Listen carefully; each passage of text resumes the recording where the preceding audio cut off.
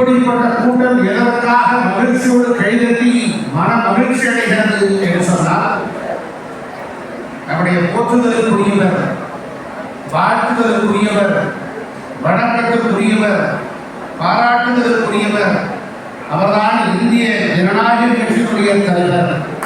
இன்றைய பிறந்த நாளுடைய கதாநாயகர், நம்முடைய பாராட்டுதலுக்குரிய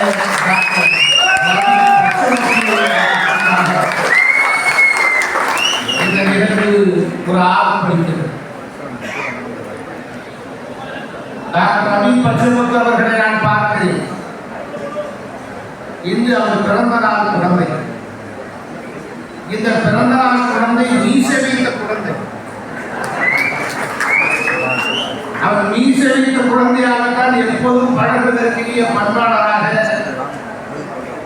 எப்போதுமே எளியவராக, காட்சி எளியவராக, கடிஞ்சோர் கூறாதவராக திகழ்கிறவரை நான் பார்த்து பார்த்து பொறாமை அடைகிறேன். அப்படிப்பட்ட என் இனிய சகோதரருடைய பிறந்த நாளில் அவரை வாழ்த்துவதற்காக நாங்கள் வந்திருக்கிறோம்.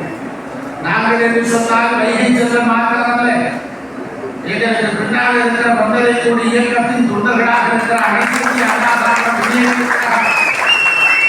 அவர்களுடைய பிறந்த நாள் பொழுதை வாழ்த்துவதற்காக நாங்கள் இங்கு வந்திருக்கிறோம். அப்படிப்பட்ட இந்த இனிய நிகழ்வுக்கு தலைமை உரையாற்றி, தலைமை தாங்கி நம்ம எல்லாம் இங்கே அற்புதமான முறையிலே வெளியிடத்து சொல்லிக் கொண்டிருக்கிற ஒரு ஆற்றலாக ஒன்றை நீங்கள் தெரிந்து கொள்ள வேண்டும் நண்பர்களே.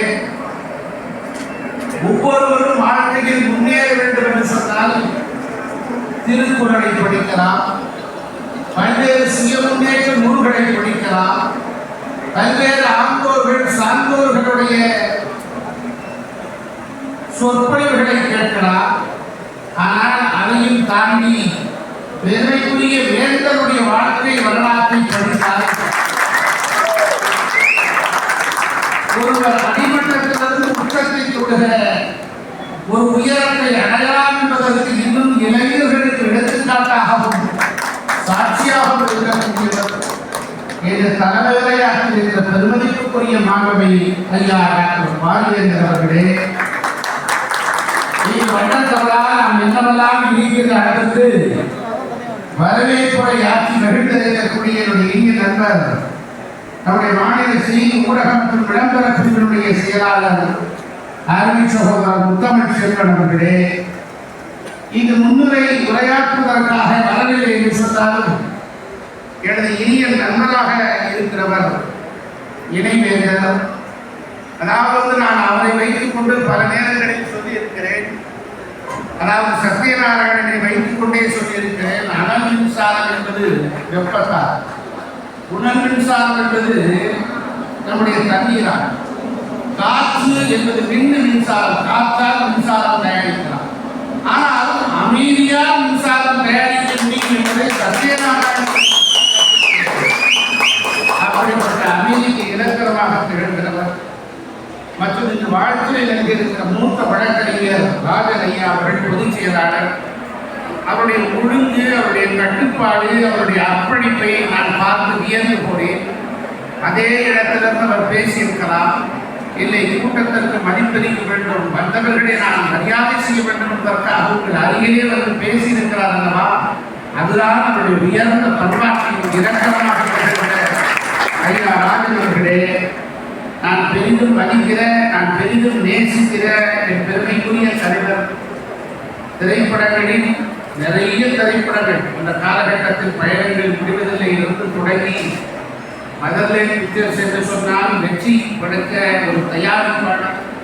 இன்னும் சொல்ல போனால் இந்த மிக பிரபலமாக இருக்கிற மணிரத்னத்தையே அவர்தான் அறிமுகம் செய்கிற அளவுக்கு சுந்தரராஜனில் இருந்து திரைப்பட இயக்குனர் எத்தனையோ கதாநாயகர்களை, இயக்குநர்களை, இசையமைப்பாளர்களை உருவாக்கி தந்தவர். புரட்சி தலைவர் எம்ஜிஆர் மீது பற்றும் மாறாத விசுவாசம் கொண்டு செயல்படக்கூடிய ஒரு ஆற்றலாளர், பண்பாளர் என் பெருமைக்குரிய ஐயா கோவில் தம்பி அவர்களே. கடந்து கொண்டு உரையாற்றி மகிழ்ந்திருக்கிற பெருமைக்குரிய மாநில இணை பொதுச் செயலாளர் டாக்டர் சகோதரர் ரீமா ரோஸ் மார்டின் அவர்களே, அருண் சகோதரர் அகில இந்திய அமைப்பு செயலாளர் சுரேஷ் அவர்களே, இங்கு எனக்கு பிறகு உரையாற்றுவதற்கு காத்திருக்கிறவர் யார் தெரியுமா? இந்தியாவே ஆளக்கூடிய, உலகமே வியக்கக்கூடிய இந்திய பிரதமர் நரேந்திர தாமோதர் தாஸ் மோடி அவர்களுடைய நம்பிக்கையை பெற்றவர். இந்தியாவுடைய உள்துறை அமைச்சருக்கு தொலைபேசியிலே பேச வேண்டுமா? அப்படி பேசுவதற்குரிய அரிய வாய்ப்பு யாருக்கெல்லாம் கிடைக்கும்? என்னுடைய அருமை சகோதரர், என்னுடைய அண்ணன் அவர்களுக்கு கிடைக்கும். அப்படிப்பட்ட ஒரு சட்டம் இப்படி ஒரு அதிகாரத்தின் உச்சத்தை தொட்டவர். 2001 அனைத்து இந்திய அண்ணா திராவிட முன்னேற்ற கழகத்தினுடைய புரட்சி தலைவி அம்மாவுடைய அமைச்சரவையிலே எல்லா இலாக்காக்கள், போக்குவரத்து யாராலும், மின்சாரத்துறை யாராலும், தொழில்துறை யாராலும்,